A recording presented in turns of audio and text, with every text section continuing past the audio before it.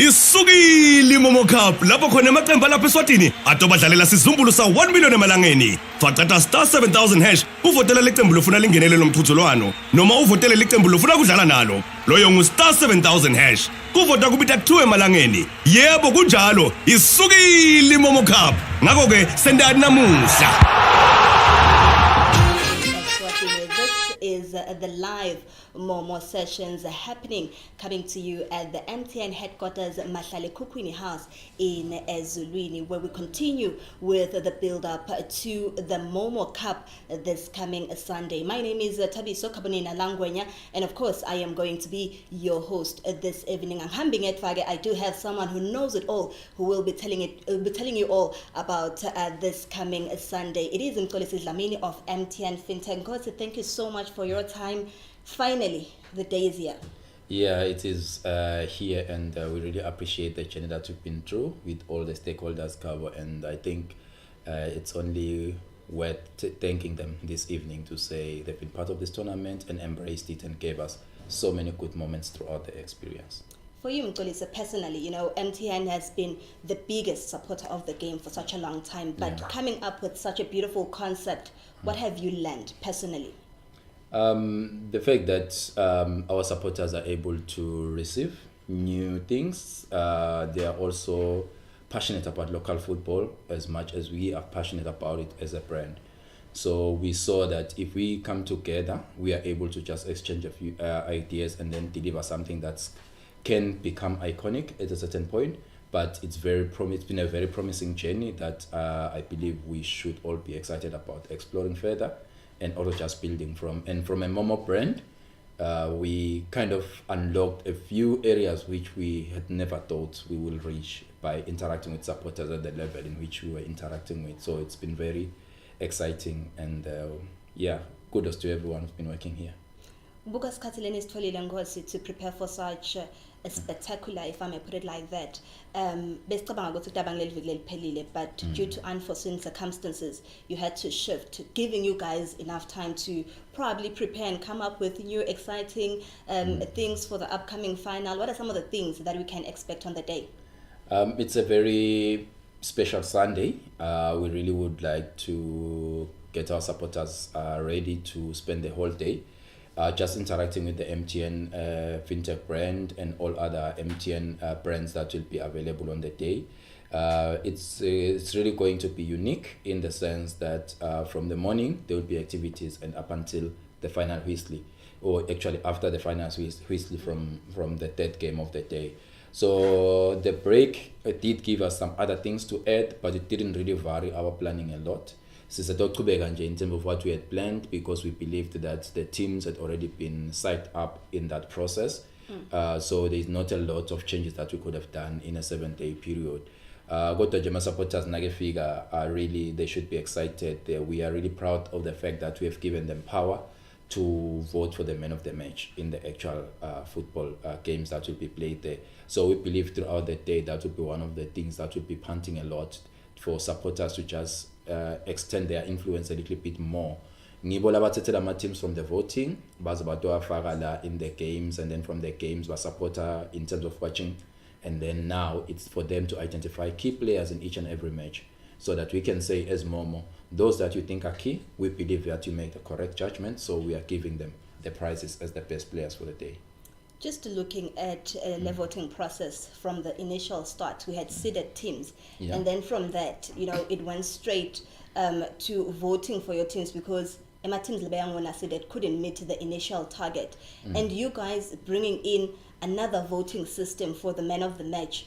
Do you think it's going to give us a clear or a fair idea? It would give us a position in terms of to whom do supporters believe their Tuemalangeni is worth on that day. So the supporter itabina Tuemalangeni ngopalmanu. So without deciding supporter would say kubo bonke labadlali by 22 that I'm seeing playing. So it means that there's value in that Tuemalangeni, and supporters will really be critical of how they make their decisions. So we believe they will make the right call, popular or unpopular. It's the supporters' choice. So that's what we are pushing with. If the supporters believe it's correct, let's make it correct, because what else can we do? Who is the better judge? Oh, it is the beauty of the game Yeah. after all. And just Dlamini, ubuka a program for the day. Siyati ukuthi market atavulwa 6. Please take us through that. Yes, so atavulwa 6, and the real focus is just making sure ukuthi football supporters bangena early and bangena seamlessly into the stadium. So if I may take a step back to say, we are really encouraging lokuthi abasheshe bawathengela ama-ticket to be able to access the stadium when they want to. Ama-ticket already are on sale in my MTN outlets for those that bet WhatsApp phones. But now on WhatsApp, you can just buy it on Momo Marketplace using the number 78084000. So we are titsengela ticket la kuhlala unalo. Then when I figure stadium from 7 a.m. batakuvumela ukuthi ube scanned and then ube tagged into the stadium. From there on, then you can be able to freely move in all the zones of the stadium based on where fans can access. So nakuvulwa ngalo 7 vendors atabe sekavela ngekhathi because una taqala kungena from 6:30. I think 7:30 vendors ayagcina kungena go at all in the stadium, because then sekungena supporters kakhulu. So vendors atawungena, and then bese kungena supporters. After that at 9 a.m. the first match begins, which is Singizini versus Rangers. So ngibona batawuqala ke baqhathe stadium for the day badlale baqethe, and then 11:30 it's Moneni Pirates versus Mbabane Highlanders. In between those matches kutaba khona ke ma activations entiwa njengoba bengishito ukuthi kuna man of the match voting, phindze kune entertainment that will be provided by Patwa in the day, phindze kune ma Wina Manje promotions that are happening also outside the stadium with the supporters. So it's quite a packed day. Nase kuphele ke lama games is2 ekuqala ema semi-finals, sithathe ke sesiwelela kuma social activities lapho khona kunabo CEO believe labathe badlala ne PLE Board of Governors. So kutaba ne team nje lapho kubantu abatsala badlala before MTN social team plays SICOM social team. So that will be the block kusukela ke nga 1:30 kuze kube ke 4 p.m. Nga 4 p.m. we're back in the finals. There will be other places of areas of entertainment in between, but at 4 p.m. the finals begin. After 4 p.m. we award Emma winners from Emma best players, best goalkeeper, top goal scorer, to Emma runners up, Emma champions, and then the day will end just like that. Ngosi ngibonga kakhulu isikhathi sakho, nginifisela inhlanhla kuyo ke igame yele ndaba enidlala nani, ngoba siyathi ukuthi le spirit of winning kufuna kube involved nejwayelakho. No, sitawudlala sicabanga ukuthi asibadi laba baka SICOM njengabo regulator be telecoms ukuthi bajimile, but the MTN team will be able to play. Sikumbuke mhlambe ma supporters ukuthi for voting the man of the match sitawusebenzisa the same dial code ya *7000#. Bese sisebenzisa nasivotele amaqembu ethu akathenge ama-ticket so that they can arrive early in the stadium basitakayo. Siyabonga kakhulu Dlamini, ingavuswa ngeni bese ibanjwa ngilabanye Nkosi yami. Siyabonga basupporters abe nelanga lelihle. Umxolisi wakaDlamini from MTN Fintech asiniketa ke i-idea ukuthi izinto batahamba kanjani on the day, njengoba ke sathi ke ukuthi on Sunday it is a big one. We are going to be seeing 3 games on the day, first 2 semi-finalists and then the finales happening kick-starting at 4:30. Yeah. A quick break, and of course you can also be part of the conversation. Just simply use the hashtag Isugile. Isugile Momo Cup lapho khona amaqembu lapha eSwatini atobadlalela sizumbulu sa 1 million emalangeni. Faqata *7000# uvotela leqembu lofuna lingenele lomthutholwano. Isugile Momo Cup lapho khona amaqembu lapha eSwatini atobadlalela sizumbulu sa 1 million emalangeni. Faqata *7000# uvotela leqembu lofuna lingenele lomthutholwano, noma uvotele leqembu lofuna kudlala nalo. Loyo ngu *7000#. Kuvota kubita ku2 emalangeni. Yebo kunjalo, isugile Momo Cup. Ngakho ke sendani namuhla. Isugile Momo Cup lapho khona amaqembu lapha eSwatini atobadlalela sizumbulu sa 1 million emalangeni. Faqata *7000# uvotela leqembu lofuna lingenele lomthutholwano, noma uvotele leqembu lofuna kudlala nalo. Loyo ngu *7000#. Kuvota kubita ku2 emalangeni. Yebo kunjalo, isugile Momo Cup. Ngakho ke sendani namuhla. The build up to Sunday continues right here, and of course it is your Momo Cup live sessions, and with me I've got two gentlemen who knows it all in terms of their game plan on Sunday. In studio I'm joined by Sibusiso Nkambule, who is the marketing officer for Moneni Pirates, and of course a man from Rangers. It is Tonis, who will be telling us all about how they plan to go about their game on Sunday. Gentlemen, thank you so much for pulling through. How are you guys feeling? No, siphile kakhulu madam. Siphilile. Sekungaba nje kuvusela ama supporters ne bathanzi bonke bokubhola. Kakhulu be Rangers. Ukuthi kubacela nje ukuthi abachubeke baye enkundleni bayobukela licembu njengoba balivotela. Abasale bawucetha lo msebenzi abawucala. Kepha kunene nawuva nje ubuka le fixture ngalendlela lephume ngayo, uyibona iRangers? Ngithe ngahlabela kakhulu medemo kusayiwe emashingweni, but ngalokuthi ibhola ngingasho ukuthi sitayidlala ifinal si Rangers. Singede sathi ukuthi sitayidlala nabani bomakhelwane, kodwa nje sitayidlala ifinal si Rangers. Licembu lilungiselele kakhulu. Sicela ukuthi ama-fans aye enkundleni ayoba bufakazi balento itawu yenteka, itawu beyicala iMomo Cup. Sinekwethemba si Rangers ukuthi itawu sicala iyawube yawu laleshiselwe. Sibusiso kunjani baba? I'm doing fine. We are doing fine as Money Pirates. Oh yes, you guys, you look fine. Super fine. So how are you feeling ahead of such a big tournament? Well, to us it's been a very scintillating journey. Starting from the voting process, we ensured we hide our tactics, obviously for the opponents not to copy. So we just did what we had planned to do, and the Sikolola we would see a contribution ya player number 12. Umsebenzi wayo uyawuziphethe ngesonto. Lesithi ke si as i-management yalecembu. Sicala ngalokubonga qala one for uthi ba make sure ukuthi icembu ligcinele yaphumelela njengoba baphushile. Now we just need them to come and celebrate with us on Sunday. It's neke sitawudlala kahle, because when we play we will know our next opponent for the day. That is I think it was a blessing in disguise because it's like game yesibili. Akati next to me ukuthi mhlambe say prediction in my finalist, I don't know, but we just keep it under wraps. We are looking forward to a great game. People should not read from our previous game with Mbabane Highlanders. In Mbabane Highlanders isabizana kweqala ngawo kuMomo Cup. Oh yeah. So it is just a totally different game.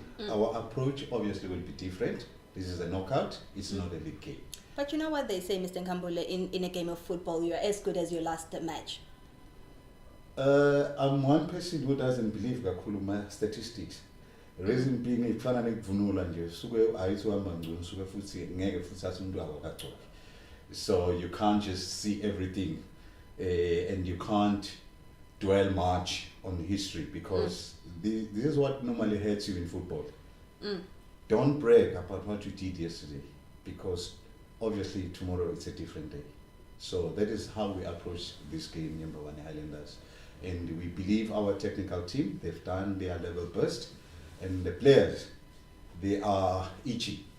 Given we would see this game was supposed to be played last week, unfortunately, or fortunately for us, because we also had some injuries, Lebesi, Sawa, Nessa, and we believe now we have a full squad that is ready to pay back my supporters for the support they've given us throughout the journey. Tonis, ngicabanga ukuthi babe nasibuka igame yenu nensingizini licembu lenatana kahle ukuthi ningashayana kanjani nemandla nivana kanjani. Are you happy ngendlela timvu letahamba ngayo on Sunday? Indlela into etahamba ngayo on Sunday ngiva ngathi ngijabula kakhulu ngoba sike sahlala khona la kulenye session ngasho ukuthi angifisi insingizini kojana ke basho ukuthi bayasicela bavele baphuma bamba bazivotela njengoba bazivotele ke sabatasithola cabanga ukuthi lokuningi kwalomdlalo njengoba ngasho nakucala ukuthi lokuningi kwalomdlalo ngikukhuluma kahle naso uphelile lomdlalo ngenize ngikhona ukukhuluma kakhulu singakawudlali ngoba nasikhuluma kakhulu ngala ngasendlini iyawufika ngasafanana nasesiyibuka le groundini iba ngcono sikhuluma sayiphelile sesincesitela sesishiya sibele emva sobabili kepha uyajabula indlela tempo letime kanja letime ngayo ngoba bungayidonsa iHighlander bungayidonsa iPirates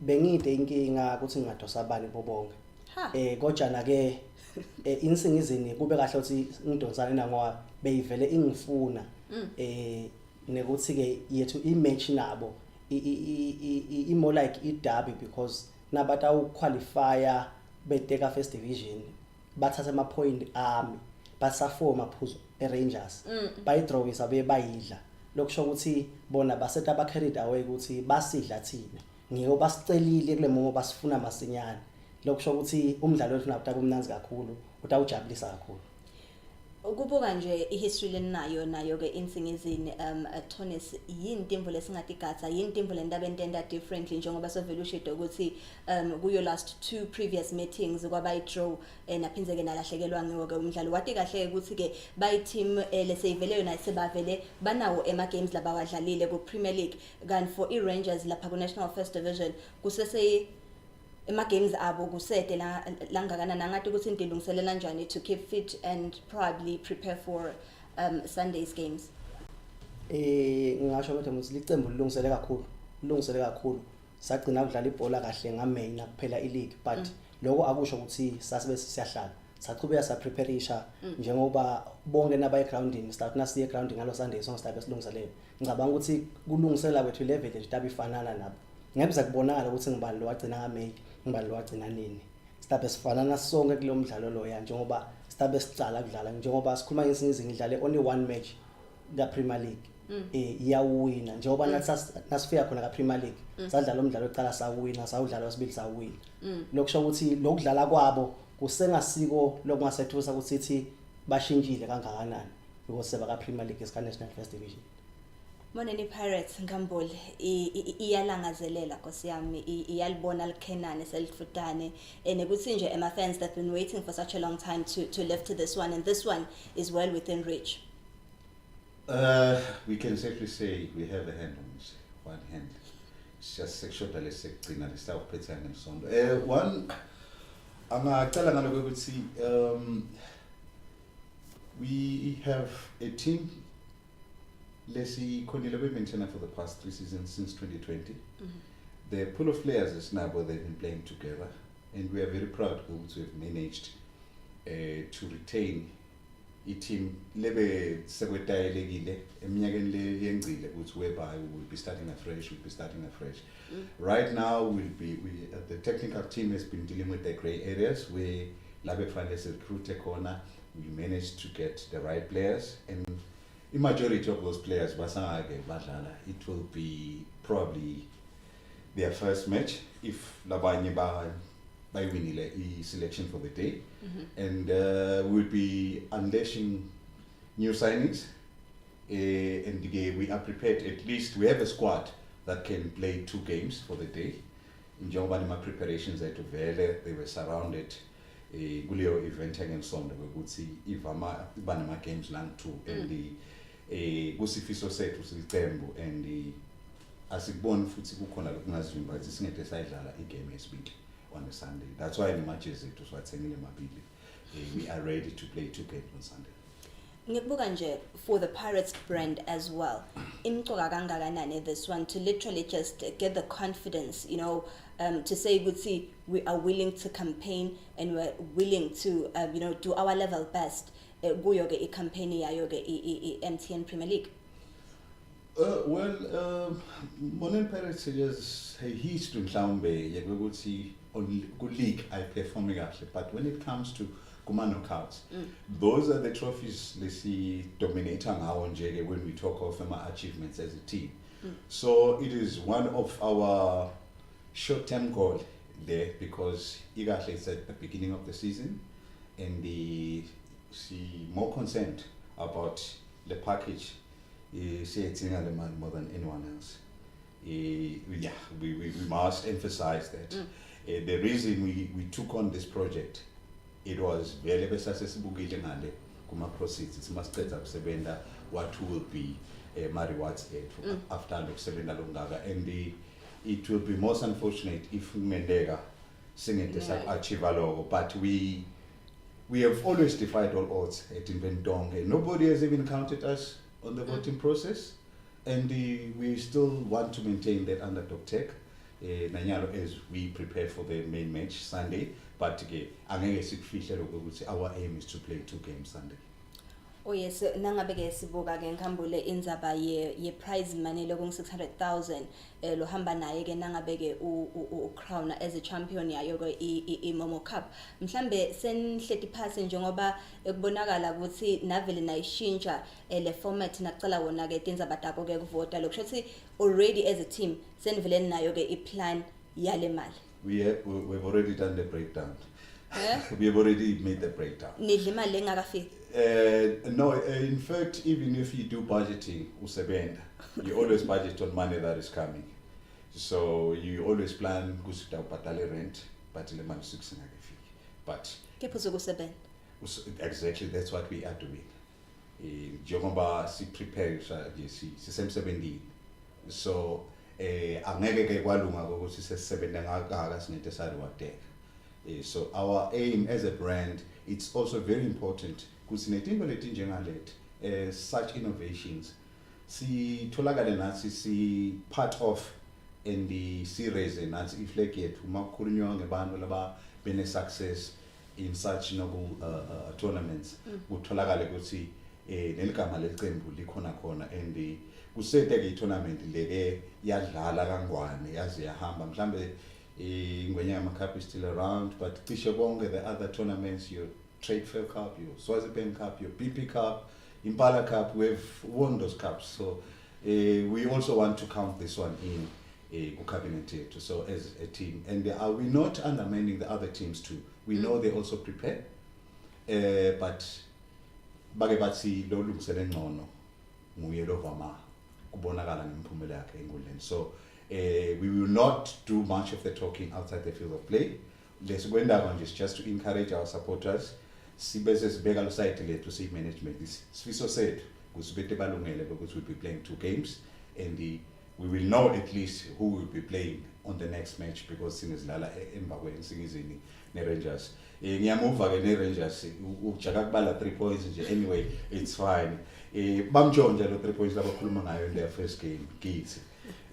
But nevertheless besifisile nathi kudibana nabo because barelegate nje bambena 6 points wethu surprisingly and mabakhuluma nje nga 3 points lebe bamthola comfortably bamthola kithi and I wonder ukuthi ngosiyami majali alungangakala ngashaya umuntu azawushaya thina sasoneni but we are looking forward to the great game on Sunday and we are praying probably we meet you guys in the finals.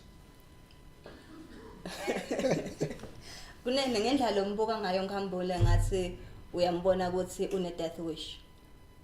Cha akude ukuthi kude lokugabha kanganani ngambule.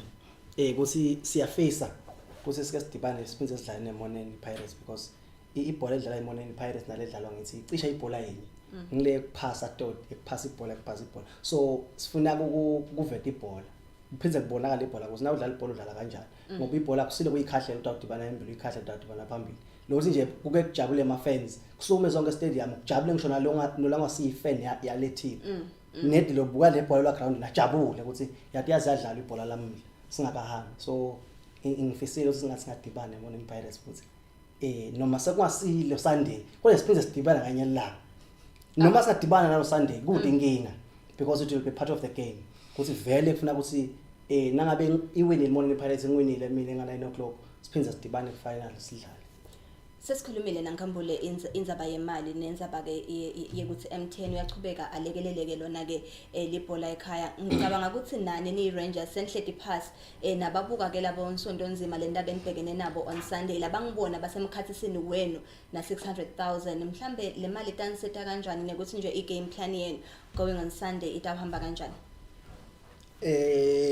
lo lesikuhlelile ngemali akusiyo kuningi kakhulu because ibhola ledlaliswa la kangwane ide imali but itsinga ukuthi kushaya ikick isikhathi esiningi ufuna imali iphuma emakickini ema clubs so sibuke ukuthi imali lengangale ingaselekelela ekuthaneni sikhona kurana iclub for the whole season because imali lesinetwa yona ngePremier League ayikhona kwenela kudlaliswa the whole season so kufuna khole badlali kufuna i-clubhouse everything kubuke the management lokhanza ukuthi le mali ayisakhona kuba khona yonke so le mali itabese khona kusita le team irane up until the end of the season ngaphandle kwenkingi and probably regain promotion. yes ngoba lapho ka Premier League sibukela ukuthi ufuna sishe sibuyele khona ngoba ka first division asikuyohlala siyajika nje masinyana sibuyele emva Premier League.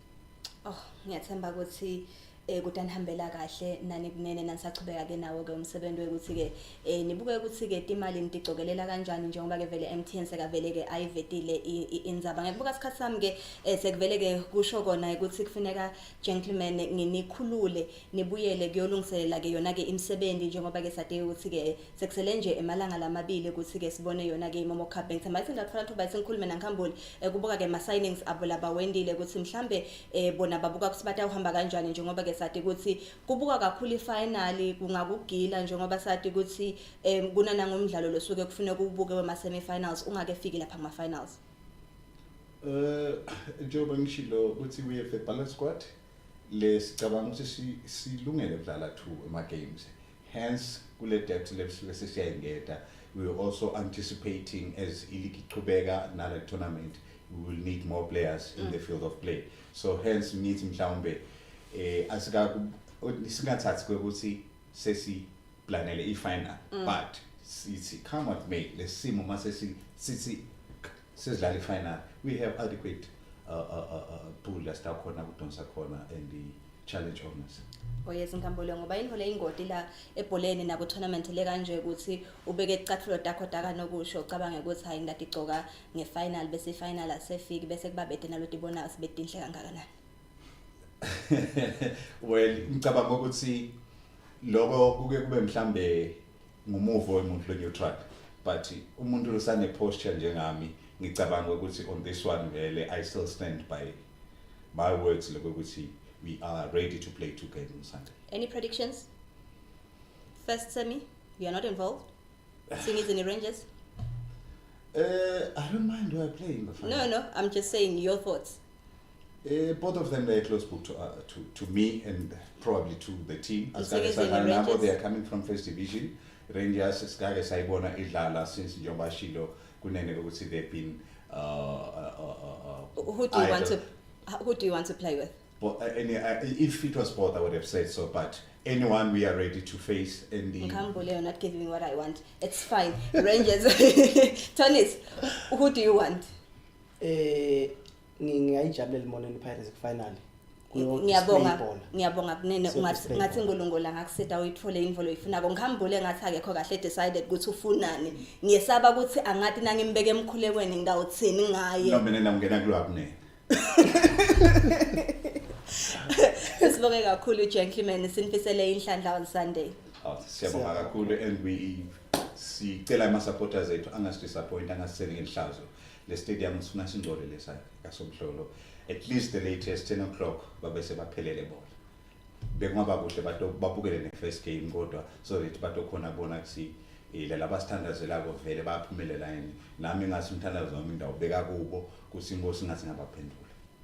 Tonis cha kubonga nje kuma supporters siphinze sicela ukuthi bethe tinkundleni bethe sebawathengile amathikithi ngoba inzaba yamathikithi ifike beyinkinga khona sefika emagedeni so sicela bethe sebalithengile lithikithi seba prepared kuyongena e-stadium ingathi igame seyiqale ngekhathi umuntu osoloku sabafuca ngaphandle kungagcina sekubanga inkinga ku security nani. Sibonge kakhulu Eswatini for tuning in. It was the Momo live sessions coming to you live from the Mahlale house. And of course, you can continue with the conversation on social media and simply use the hashtag PLE. You can use the hashtag MTN Eswatini. You can use the hashtag Isugile. And of course, games will start, or rather will kickstart at 9 on Sunday out at the Somhlolo National Stadium. From me, Tabiso Kabanalangwenya, it's been good, it's been great, and the rest of the team, a very good evening. Isukile Momo Cup lapho khona amaqembu lapha eSwatini atobadlalela sizumbulu sa 1 million emalangeni. Facata star 7000 hash uvotela leqembu lofuna lingenele lomthutholwano noma uvotele leqembu lofuna kudlala nalo. Loyo ngu star 7000. Isukile Momo Cup lapho khona amaqembu lapha eSwatini atobadlalela sizumbulu sa 1 million emalangeni. Facata star 7000 hash uvotela leqembu lofuna lingenele lomthutholwano noma uvotele leqembu lofuna kudlala nalo. Loyo ngu star 7000 hash. Kuvota kubita 2 emalangeni. Yebo kunjalo, isukile Momo Cup. Ngakho ke sendani namuhla.